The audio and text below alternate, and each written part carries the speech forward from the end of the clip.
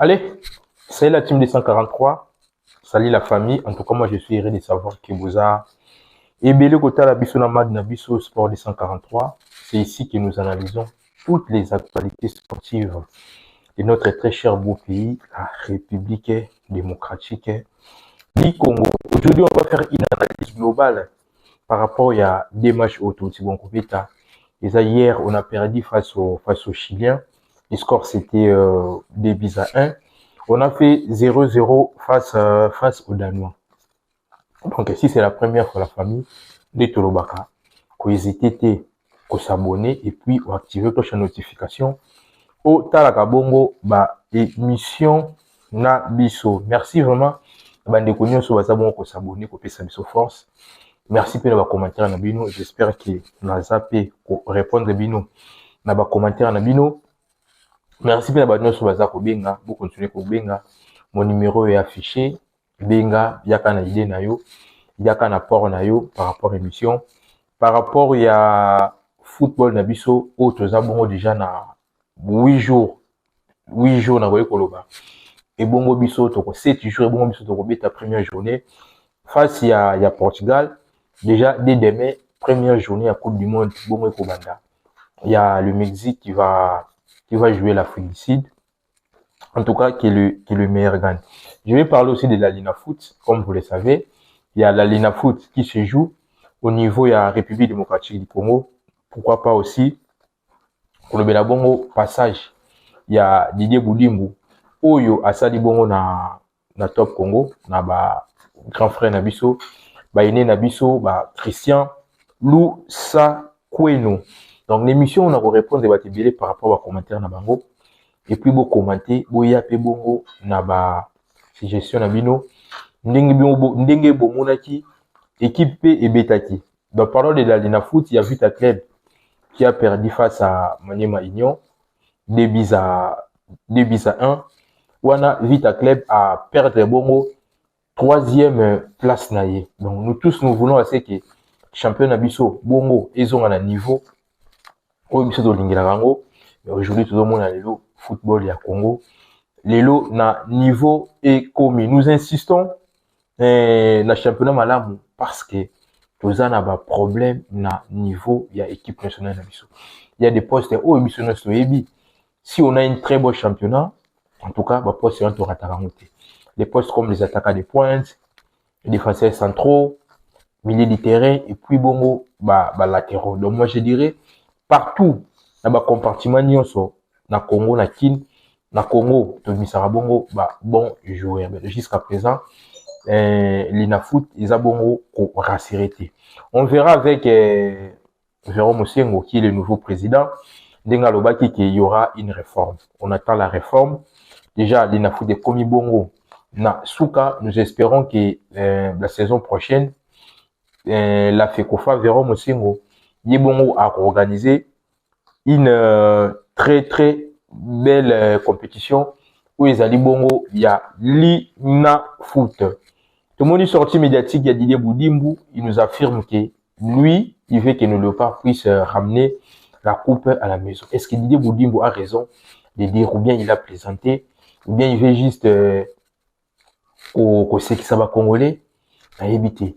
Donc je suis patriote, analyste sportif, dans l'Ingara Congo, mais Didier Boudimbu, je ne sais pas pourquoi lui, il a dit que nos léopards vont devoir ramener la coupe.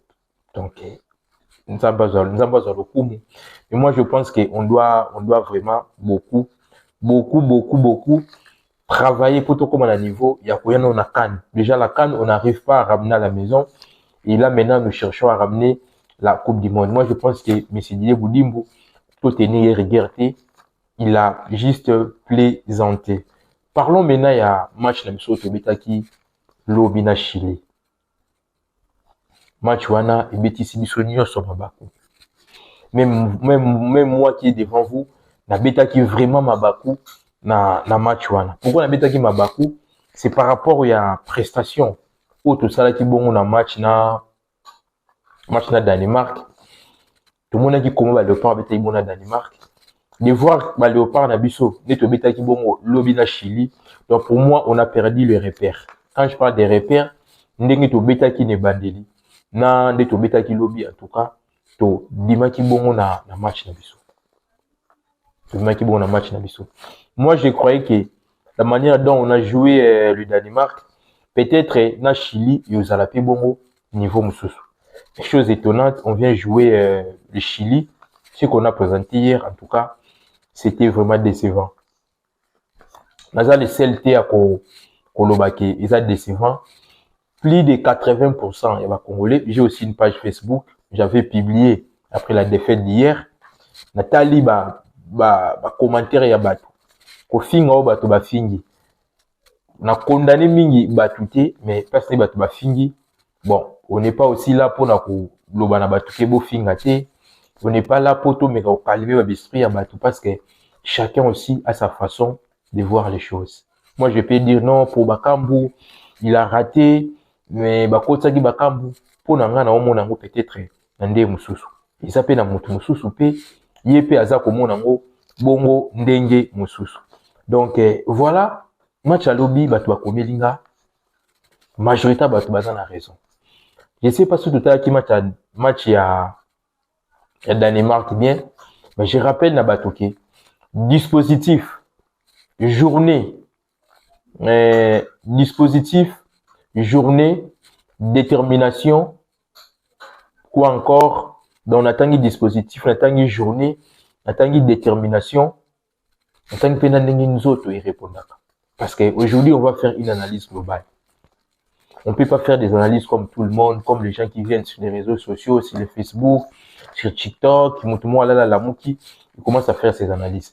Tout ça, analyse more globale. Même s'il y aura aussi des points, il y aura aussi des joueurs autres là par rapport à Ndenge Babetaki. Et moi, je préfère faire une analyse globale. Étant analyse sportif, étant un ancien joueur, Moto Pabeta Balé. Donc ça, vraiment analyse en bon. Si vous remarquerez, vous verrez que match Otobetaki Borona, Danemark, on a joué avec un dispositif de 3 défenseurs, 5 médiateurs et puis des attaquants. Peut-être c'est ça qui a fait qu'on puisse montrer une très bonne image. Parce que là, on doit se le dire. Ok. Premier match na Danemark, notre deuxième match na Chili. En tout cas, match à Chili, c'est qui bon décevant, trop de déchets techniques. Donc c'est pour cela qu'on a zone un système qui là qui a 3-5-D. C'est-à-dire on a joué avec une défense plate. Isaki Naxel Twanzebe, Chancel Mbemba et puis Steve Kapwadi. Déjà le fait que notre deuxième match to beti 4-3-3. Déjà Steve Kapwadi a quitté. Donc ne pensez pas que moi mobilité ou bien moi je dirais mobilité Isaki na défense na biso et cause à la sous bon parce que dispositif est changé. Et puis tant biso beti match national Danemark, ba Chilien ba ebe que to beti na bango deuxième match. Bata ki biso pende to beti. Parce que je vous rappelle que Chili a bon 56e, Bisso a bon 46e. Déjà, tant vous avez déjà classé du Bosso ya Batou. Tant Batou on va zoya bazoya d'Eskimo bien va gagner. Tu vois qui bon on a 5 joueurs les colons à bango, ils a qui bon Motusami, Ngalel Mukau et puis Idoka Yembe. Ani Panzina bango bataki bongo Jedoka Lulu et puis Zaki bongo Archir Maswak. Les côtés de qui na Wissa, tout ce na Cédric Bakam. Donc pour dire que à tout moment biso bande quoi attaquer, ba latéral na biso bazaki likolo. C'est normal sur latéral droit aza likolo, latéral gauche a repousse na koleka moi centre moi ndambo parce que latéral gauche, latéral droit na aza likolo. Et arrive à rappeler latéral droit aza likolo, latéral gauche aza likolo, moko na bango aza na balle. Bien moko na bango aza la position moko ya ko senga balle po abeta. Wana ce ko permettre des attaquants na biso qui basali ba poussani liboso ba kilo moko na défense équipe adverse. Tant déjà des attaquants de pointe na biso to mon première jeunesse qui bon ba Kambu et puis na Wissa. Tant bango ba fixer bon na défense adverse, la défense de Danemark et au permettre biso vu que ba latéral na biso bazali kolo milieu de terrain na biso ba poussa na basa lokola ba fina ou ils ont des attaquants de pointe na biso nos défenseurs centraux bakoya ti na centre donc on doit mona Kapwadi a Poussani Ndambu parce que zaki défenseur central couloir gauche Chancel Mbemba zaki défenseur central couloir droit déjà yango on doit mona blom sous Gédo Kalula perdre ballon likolo Chancel Mbemba aibo ko sala couverture a comme lokola latéral droit et moi je récupérer lokola milieu récupérateur mais mingi zaki soki Michel donc Kalulu aki likolo au mona Mutu Sami azongi na kati Chancel Mbemba aya comme lokola latéral droit parce que quand on va ko attaquer déjà Kalulu comme lokola ailier droit Chancel Mbemba zo comme lokola latéral gauche latéral droit on se au mona milieu récupérateur na biso ezaki bo Mutu Sami azongi aisala sur nombre na axe central na biso donc il y a un de faut comprendre que deux matchs to bit na deux systèmes de jeu différents. Déjà quand vous jouez des matchs avec des systèmes de jeu différents, vous voyez que chance et bon probabilité za mukie match wana bo betango ndenge moko. Donc probabilité eza mukie ya match wana bo betango ndenge moko. Pourquoi? Parce que vous mettez na deux systèmes de jeu différents. Donc voilà la famille. Tu déploreras qui bisogno so. C'est des sabres. Abeta oui ça na pointe. On a le toujours na dispositif au biso beta ka yataka des pointes moko. Si vous sali constant, vous verrez que système wana mutunyo so beta ka ataka des pointes. Azara toujours na problème ya robeta. Il y a tout monde qui lobby oui ça. Oui ça lobby, il avait du mal ya ko beta ndenga beta kibongo match na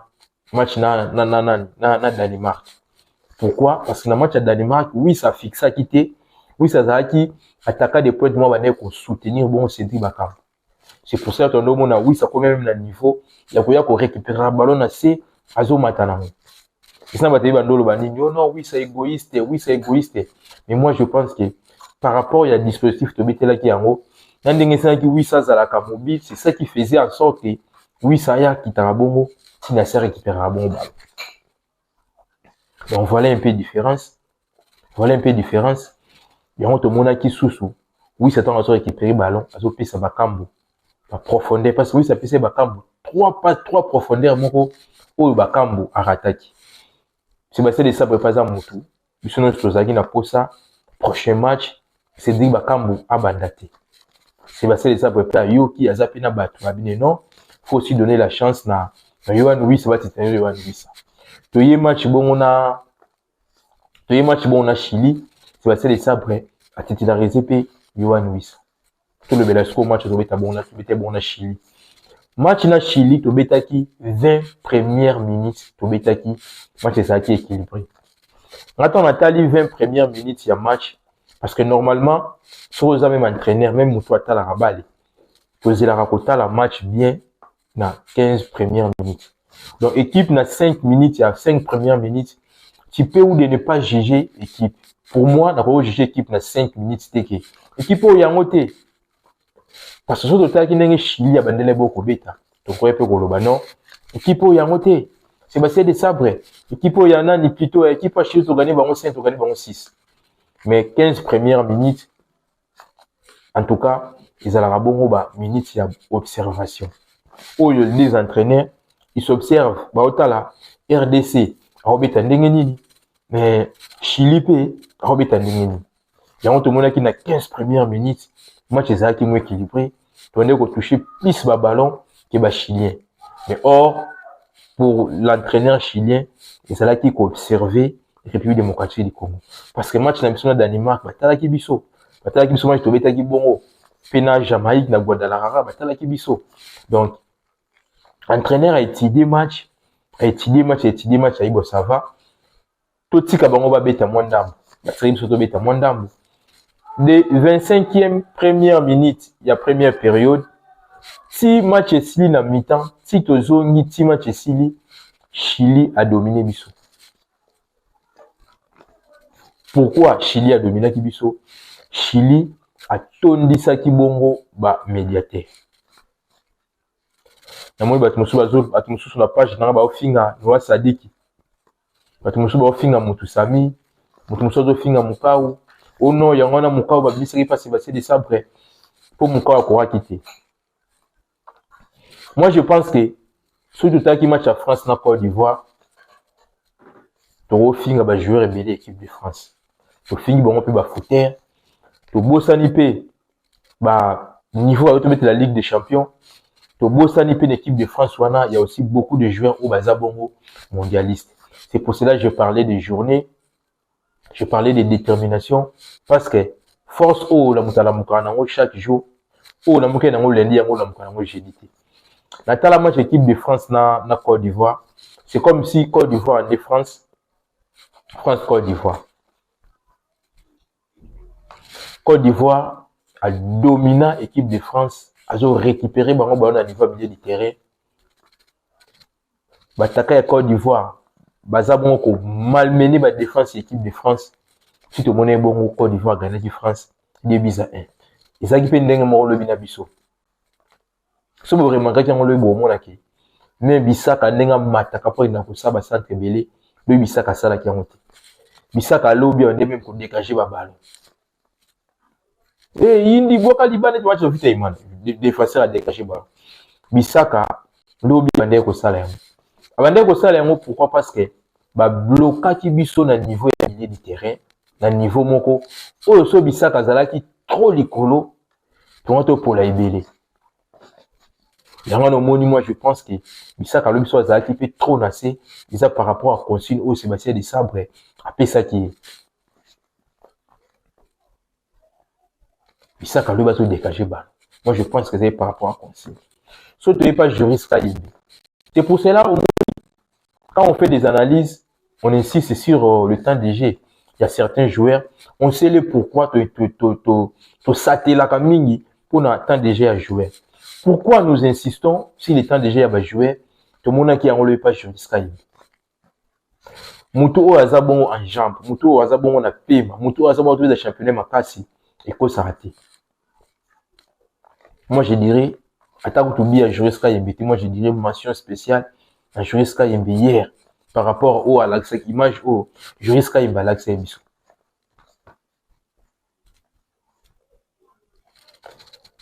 Nabi ki tona ndenge mo hôtel la match té. Mutu musu azaramo na plus émotionné tant ota la balle. Batu musu ba fingi na Portugal tu reçois 20. Na Portugal tu reçois 20. Et moi je pense que batu nyonso baza bongo, batu nyonso baza découragé. Bato Oignon Soazana pour ça tout pour la bonne à Portugal. Moi je vous dis que comme moi je pour la Portugal dans mon grafté parce que déjà Portugal azana mabubelo bisozana monté. Tout de même dans compartiment et belé. Tout le monde qui pour moi même Portugal aza parmi les pays les favoris pour la Coupe du monde. Mais cela ne veut dire que Nicolas Baté que comme Portugal aza bongo des temps pour la 6 ou pour la 7 par rapport à la performance au le pour appeler ça qui biso. Moi, je dirais non. Journée na journée, ils ont un match na match, ils ont un so c'est passé les sababéta qui des systèmes de jeu différents dans deux matchs. Il sait le pourquoi. Parce que ils ont un match amico. Tu sais quoi, à côté la paix bonne. La première journée, la première match, tu étais dans des faces plates. Si vous avez dit chancel bien boué, est-ce que ça marchait? Ils ont un sur à Otala. Pour trouver un match, nous sommes beaucoup de bâtiments boué. Et c'est un tébino bête en abandon, nous sommes 4-3-3. Comme c'est un bon 4-4-D. À savoir, j'ai un 4-4-D, tout le monde qui déjà que oui, ça n'a pas comme le 4-4-D, la pointe soana, ça marchait. À Talibon, la défense plate, la défense plate, bon, déjà, Steve Capoid, Ancet, Twanzebe, Chancel Mbemba, déjà, la défense plate, déjà, ça marchait. À Talibon, système, il y a 5 libotions à Bango. Kaloulou, Boebo, Kaloulou, Arthur Massoua, Koumotou Sami, papa, ça marchait. Bon, peut-être, moi, je parle de Kaloulou parce que c'est Kaloulou qui avait débuté le match. Et moi, je ne pense pas qu'il y ait une Coupe du Monde Kaloulou aux titulaires. Je ne pense pas. Si Sébastien de Sabre fait jouer Kaloulou, aligné juste à récupérer Kaloulou par rapport à blessure au Kaloulou, bongo à Outina. Donc, pour nous sur au bazar pour finir, bon, sur pour souhaiter que pour la 5 ou 6. Moi, je peux pas vous rassurer que non, tu gagnes Portugal. Mais tu es là les jours J. Certes, on a un problème, mais il y a Bataka na biso. Tout le monde qui première journée, bongo, c'est dit Bakam. Ça qui bongo fou match na Danemark. Moi, pour moi, les changements que Sébastien Desabre devait opérer dans le premier changement, il y a un bon changement, il y a Cédric Bakam. Mais chacun sa philosophie. Nous tous, nous savons que Desabre a du mal à pouvoir opérer ces changements, même dans la 45e, 60e minute. Nous sommes bien que Sébastien Desabre, il va opérer bon changement, parce que là, 75e minute, 76, 80, on a déjà opéré changement. Après, nous, on peut faire des analyses, nous, on peut dire ce que nous, au Toroloba. Mais au final, ça, Sébastien Desabre, il n'est pas tranchaka, Makambuyango. Tous les gens qui disaient que Cédric Bakambu, même pour moi, je respecte Cédric Bakambu, mais moi, je vois pas pourquoi Sébastien Desabre, quand ils vont regarder Cédric Bakambu titulaire. Tout sur la paix, vraiment, sauve. Je ne pense pas. Même l'objet sauté qui m'a tué tout le monde là. Cédric Bakambu, mais chacun il a porté, puis Cédric Bakambu ballon.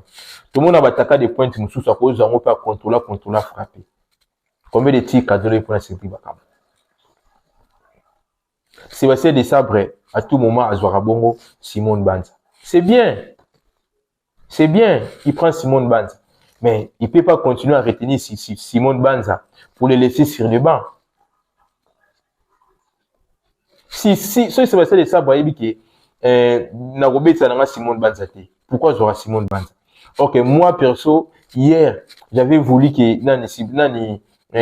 j'avais souhaité que Nana Banda fait match. Je crois pas au Banza, Simone Banza, total là. Déjà, on joue des matchs amicaux au Betsa Banza, t'es au Moniete. Ce que Sébastien Desabre soit rebite, c'est ce que Simone Banza va. Ok, c'est dans des matchs amicaux à redécouvrir Moutou. Pour Azalana, moi, il démontre par rapport, il y a moi, je dois être bon à Portugal.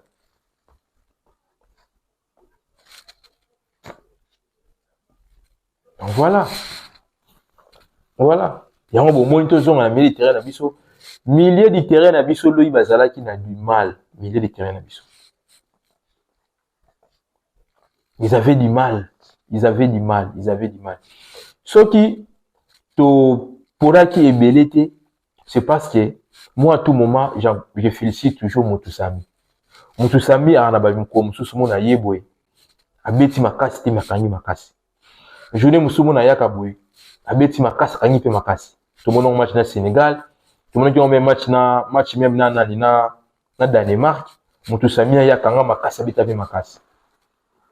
On a lobby, Tokozon a toujours le cambier dispositif, le cambier journée, le cambier match, donc, ils ont vraiment bon passé. Après, tout le monde dit, Sébastien Desabre va opérer ces changements. C'est ça que nous voulons aussi. C'est ça que nous voulons de Sébastien Desabre. Parce que, tout le monde va jouer et bien, tout le monde va bêta lui, tout le monde va bêta. Sébastien Desabre va continuer bon Kakuta. Sébastien Desabre va continuer bon Sipenga. À côté bon Meshakelia. À côté bon Chibola. À côté si bon Cédric Bakam. Parmi les noms que je viens de citer, Moutoumoussou s'appelle Sengé Zalaki bon Chibola. Aaron Chibola. C'est pour cela on dit, tant de jeux il y a joué dans le club naïe et Kosakate. Aaron Chibola, le temps on dit place il y a Moutoussami. En tout cas, Aaron Chibola lobby assura Tibiso la milieu de terrain. Azo récupérer, azo bêta. C'est ça que nous voulons. Parce que quand on lever la bataille des jeux, oh non! Quand vous parlez de temps de jeu, même si Moutoumousou mérité, Moutoumousou. Car pour le temps de jeu, Moutoumousou les expériences, Moutoumousou. On n'en disconvient pas, l'expérience du jour. Temps de jeu, à Moutou. Tu peux être expérimenté, mais sur le club, n'a pas raté. Expérience, soit au service, on est l'autre. Peut-être au service, na technique, plutôt techniquement. Mais physiquement, na tactiquement, au service, parce que je ne pense pas que ce soit un travail, moko boya malamu te na nzoto, au tenir na match moko boya 90 minutes à 120 minutes. Match moza na intensité moko boya 75%. Si tu n'es pas en jambes, si t'as pas un temps de jeu, tu ne pourras pas. Après, quand tu lever la bonne temps de jeu, tu me sous. Oh non, quand vous parlez de temps de jeu, je joue encore bango finga bango. Moi, quand j'ai fait mes analyses, la finga te, biso le baramambo, biso tout le monde. Ce joueur a mérité. Dylan Batou Bissi, qui ne mérite pas, à tout le monde dans le bango qui a ça qu'on mérite. À tout moment, dans le bango, que Dylan Batou Bissika ne mérite pas. Je parlais de Steve Kapouadi, oh non, Steve Kapouadi. Mettons, Batali Steve Kapouadi. Moi, c'était pas la première fois. Natala Steve Kapouadi. Hormis à côté, la Betarabongo, la club naïe, j'ai eu la chance, dans un match de Betarabongo, dans Madagascar, dans Orléans. Quand j'ai vu comment Steve Kapouadi jouait, c'est là où Nayakoye Bakenabino jeune, oh, c'est un très bon joueur. Déjà, il est calme quand il a la balle, il se panique pas, il sait faire des passes. Donc voilà. Changement au Sébastien de Sabra Salaki, certes, et apporter qui biso un plus. Un plus. Surtout Landeli, mon cas, on a mis du terrain, mon cas, on a Betaki, mais mon cas, on a Betaki, on a mis du terrain lobby, et ça, il y a mon cas, où il y a match à Danemark. Ndenge mon Noah Sadiki. Sotali match à lobby, Noah Sadiki, bana koma titulaire. Match à Liboso, Noah Sadiki a beta na Ndenge. Na Abzagi Libanda 4, c'était hier. Bon, là, pour moi, parce que moi, je ne fais pas des analyses, d'émotions, non. On a le bandé, na mona qui tant qu'analyse, na tombé na mona match en beta. C'est pour cela, Sébastien de Sabre, la deuxième période, a changé qui bon millénaire Mobimba. Comment avez-vous trouvé prestation il y a Kakuta, le bitan Kakuta Kotaki. Moi, je pense que il y a un autre truc au Lobali Kambouya, tant de jeunes expériences en moto. Gari Kakuta dans la Kotaki lobby, ameka ki moi ko beta. Ameka ki moi ko beta. Mais sinon, c'est bien que Gari Kakuta, techniquement, il est bon. Donc, techniquement, Gari Kakuta, il est bon. Le bitan va côté Gari Kakuta, ameka moi ko changer, moi ballon a mis le terrain. Et malheureusement, Zalaka, bah, les arceaux des soins déjà terrain. Terrain des arceaux, c'est Tengami et Tengami. Mili à Gaël Kakuta, ya Idoka Yembe, na Chibola. Moi, j'ai aimé, c'est plein dans la milieu de terrain, tant qu'on va kotaki.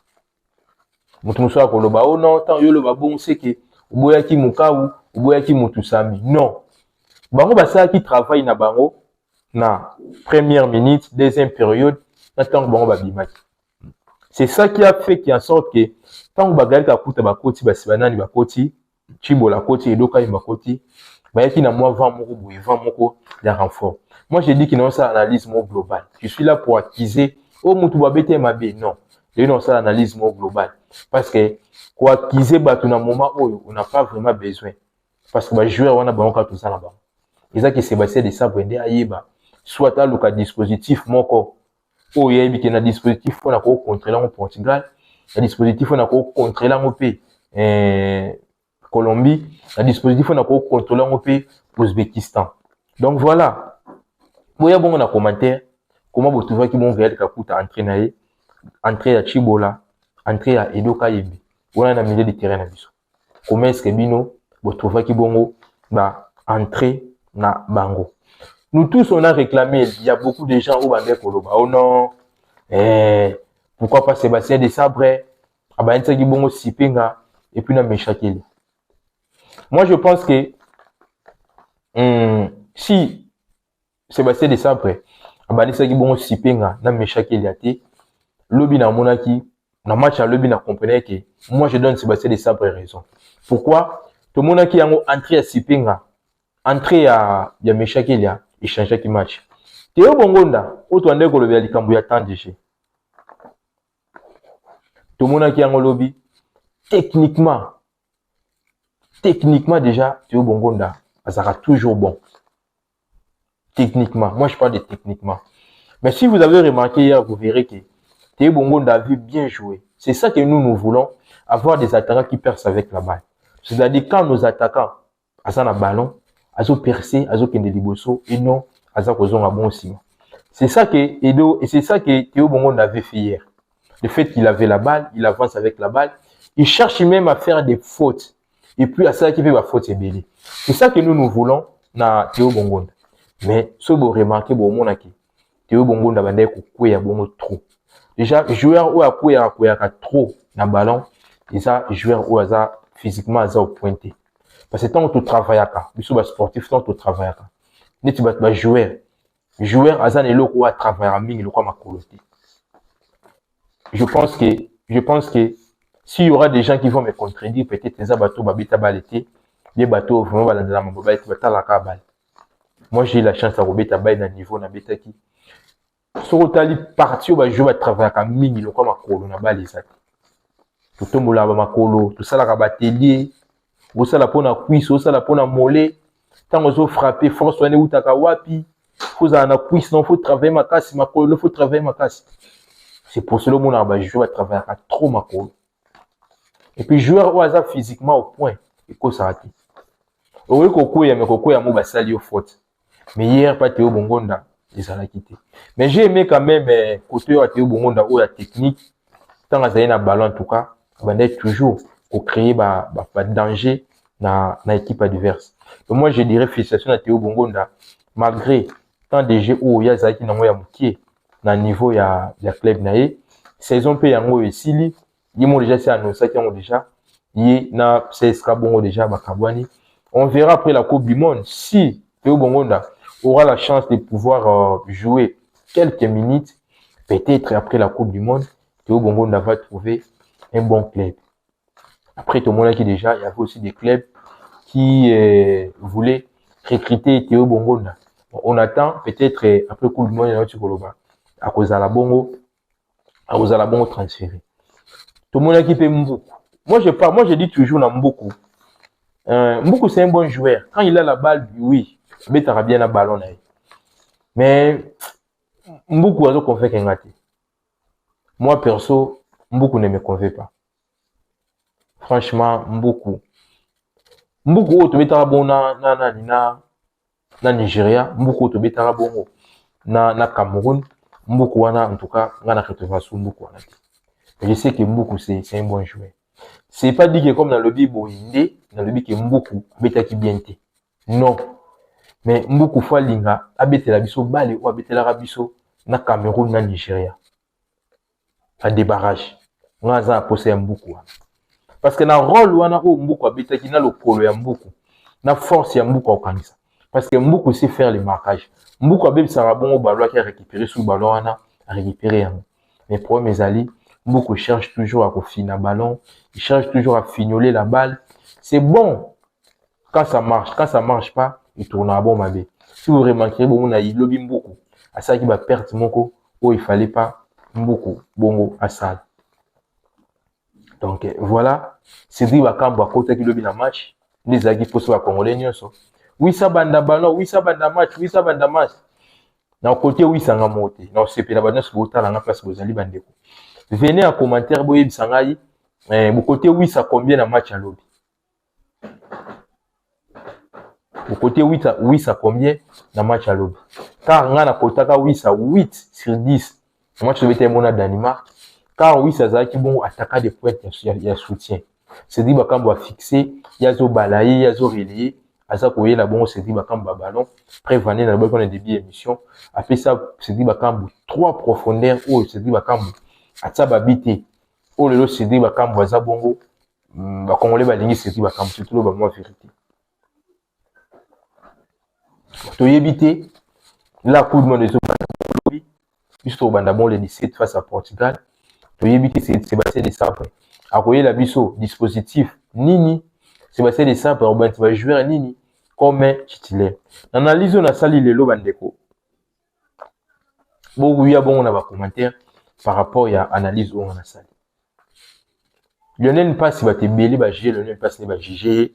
Oh non, Lionel Mpassi. En tout cas, Mathieu et Polo, ils ont mérité bongo, ko Zala bongo, titulaire. On a le bail de cambier méritocratie. Méritocratie n'attend des jeux visa différents. Et puis, entraîneur, Azan a choix na Ouya Sala. Moi, si c'était Sébastien Desabre, si c'était moi, Sébastien Desabre, maintenant, on pas cité comme titulaire. Nous, on a ça, on a match amico, nous sommes bêta. Nous avons mi-temps, ou bien, comme Fayoulou, Azabon, on attend des jeux, moko. Yamabe, Oyase, na osala nini. Na kopé ça, et Polo, match moko, on a pu se donner pas si match moko. Totali match à l'objet, on a pu se donner berrère, ébélé. Mais, berrère, on a pas si toloba. Est-ce que, par rapport à Ndenge, tout ça qui bon dominé, Azaki trop sollicité, parce que tout le monde a appelé, gros appelé trop sollicité, mais, gardien de bit nabino, asungi bino, pe na baction belé. Tout le monde a qui a un peu le bino, n'a pas si bâti, cadré, moussou, Lionel Mpasi asungaki biso. Coup franc bataki biso wana tokoloba nini ba défenseur bazaki distrait. Lionel Mpasi azaki distrait ou bien babetaki yango na angle moko ezalaki bongo très difficile pour na Lionel Mpasi. Donc nga pour analyse globale nanga lobi tobetaki mabe. Donc quand bobeti mabe ba menace ba dominer bien ba compartiment nyonso. Tout s'attendre était que gardien ko sauver. Non. Tu sais quand le gardien est trop sollicité, il finira toujours encaissé. C'est ça qu'on avait subi hier. Donc hier tellement Lionel Mpasi était trop sollicité. Donc à la fin, tout le monde a dit bon Lionel Mpasi. Ah, c'est ça qui bongo. C'est ça qui te bataki. Oui, ça là qui bongo. Bah biwana. Début de Lionel Mpasi, c'est des bimoro boy kotaka. En tout cas, Moutaro Baki, non, bien sûr, Lionel Mpasi. C'est ça qui va biwana. Peut-être ezali mutu oyo. Atala qui fait angle wana bien. Ça arrive. So ba dominer bien la milieu du terrain. Ba dominer bien la nini. Déjà football de l'opé betama. Ndenge déjà bala ko dégager ça va bala kadeza sauter. Ba les comment organisation ça na gardien du ballon à PC défenseur central ou latéral na ya mettre na milieu du terrain. Milieu du terrain où est organisé G. Il y a un moment où il y a milliers, tous les milliers. Mais si vous remarquerez, le match est Betty. Après Coupe d'Afrique, vous avez un problème qui est au niveau du milieu du terrain. Parce que tout le monde est en haut, le match est Betty à Souka. Mon cas ou comment à organiser bongo au niveau du milieu du terrain. Moutoussami, oui, il y a quoi pour Betty ça. Et Moutoussami, déjà, biso point fort, na biso ezali bongo défensif. Déjà, quand Moutoussami, à ça, la bon surnombre na défense na biso, aboto la ballon, ameka ko beti équipe. Donc moi je pense que le rôle ya ko beti ça trop, c'est pour les relayeurs. C'est pour ça que mon akilobi, Sébastien de Sabre, à côté qui bon Real Kakuta, ameka bongo ko changer pe balé na niveau à milieu du terrain. Real Kakuta pe ameka ki pe ko ça là, ko respecter pe ko ça la rôle wana. Mais et Simba quitté, c'est pour cela que tellement Tozaki a dominé dans notre Polaki. Donc match contre Portugal, moi je pense que batu nyonso bazozé là. Pour match à lobby, tout le vérité et l'embisi batu nyonso. Ntali banaliste ebele dans le bique, banaliste étranger. Le bique non. En tout cas, la RDC, si c'est comme ça qu'il va jouer face au Portugal, il peut perdre même 5-0. Il va faire la honte de l'Afrique. En tout cas, la RDC, na ina lobby. Pourquoi on le dit bon parce que bon t'as la match tout bête. Tout bête bon match malam na Sénégal. Tout est bon contre Algérie tout Kiti. Tout est bête match malam bongo na Cameroun. Tout bête match malam na Nigeria. Tout est na Jamaïque tout Kiti sousou. Parce que match à Jamaïque, image au Pesaka, on a gagné certes, mais image au Pesaka, ils ont image au Pesaka contre Cameroun, contre Nigeria. Et moi je pense que maintenant sur la nanga, n'a la raison mambo na zoloba. Que des matchs à Cameroun, match à Nigeria net au Betarango, ils ont n'engé monté dans match au Betaki na Jamaïque. On vient face aux Danois, l'image qu'on a présentée hier c'était pas le cas. Donc même les analystes étrangers, ils n'arrivent pas à nous situer. Bon, soit le n'importe quoi. En tout cas, Congo, les équipes mobile surprise. Pourquoi Congo gardera toujours fort, mais mon côté gardera toujours équilibre, mon côté. La match au Congo, il a besoin de Kamsous. Mais moi, je vous dis, match à Portugal, tout c'est la totale match one. Moi, ceux qui te perdre bon match à Portugal, et déranger ma capacité. Et te perdre des bons matchs à Colombie et match à Ouzbékistan. Mais déjà, première journée qu'on Luka, qu'on ça la nil, qu'on polaté, qu'on gagne en haut. Ils ont déjà bon départ moko pour Nabiso. Qu'on gagne Portugal, pour Nangaï, ils ont l'exploit. Ils ont gagné Portugal. Ils ont exploit. Pourquoi exploit? Parce que tout à l'effectif au Portugal à Zanon. Portugal azana ba Cristiano, azana ba Roy Philippe, azana ba Bernardo, azana ba Mendes, azana ba joueur ebele ba Vitinha. Malgré ba beta championnat monde ba joueur na biso. Mais pour moi, c'est de gagner Portugal, ils ont bon exploit. Et ça, bon, exploit, na 70%. Et na 60%. Na 40%, et dans mon monde normal. Pourquoi? Bah, jouer na biso, bah, betaka, même championnat, na bah, jouer na bas. Ce qu'on a 40%, ce que les exploité, yangwana. Mais, Colombie, na Ouzbékistan, pour gagner, bah, on bien que ça, la nid, pour n'anga, et rose à l'exploiter. Pour notre effectif, il y a Ouzbékistan, notre effectif, il y a Colombie. Les joueurs avec une équipe à Mouné, la Colombie, Isaka Diaz. Isaka Diaz. Donc moi, je pense que partout, dans le Bolandinga, c'est découragé. Match na match, ils ont rendé nango. Aussi, au Pola qui lobby, ici, l'équipe, tout concentré sur le match à Portugal, match à Colombie, et puis match à Ouzbékistan. Moi, je sais que sous le deuxième tour, ma troisième, tu rebais à bongo meilleur troisième. Mais Nathalie Nengi Bassal, sous le troisième, tu rebais à bongo, soit na Espagne. Mais nga na ebiki, Coupe du Monde, et au Lekana Malam. Sébastien Desabre a fait sa chance. Na Babanza, na Fiston Mayele. Pourquoi pas? A fait sa chance, pe ya ko banda pe match musupe lo kwa Sipenga. Mais quand on fait Sipenga na ban pour la Sébastien Desabre, ils appellent ma bête parce que Sipenga est un joueur mobile, il sera continue la deuxième période. Il dit que Azambango, Asa dribblé, Ayaka na moins énergie, moko boui, Yasika. Donc, nga pour nga kovanda na ban, ya Sipenga comme joker, pour nga en tout cas, nga na congé Sébastien Desabre, pour l'équipe, mais ça peut jouer rien sur mon côté. Côté ka Sipenga na ba ko coach, ça pour na changer match. Tout le monde a match, majorité de match au Sipenga Kota a changé yango. So yi match à Nigeria a changé yango. Match à Jamaïque a changé yango. Ayi même sous match à Sénégal, ameka moi ko changer malgré ba quoi. So yi match ya Danemark a changé en temps à Kota qui. Et moi je pense que ba union soit la possible titularisation la Sipenga. En tout cas dans sa contre Binoté et moi je vais garder toujours côté à Sébastien Desabre, ya ko garder bongo Sipenga na ban à Kota Kokota. Merci la fin partout botalinga.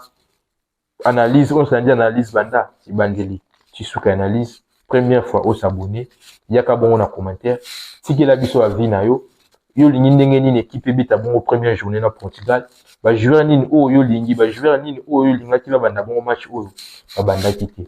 Donc merci la famille la France Nabino. On se retrouve prochainement pour une nouvelle vidéo.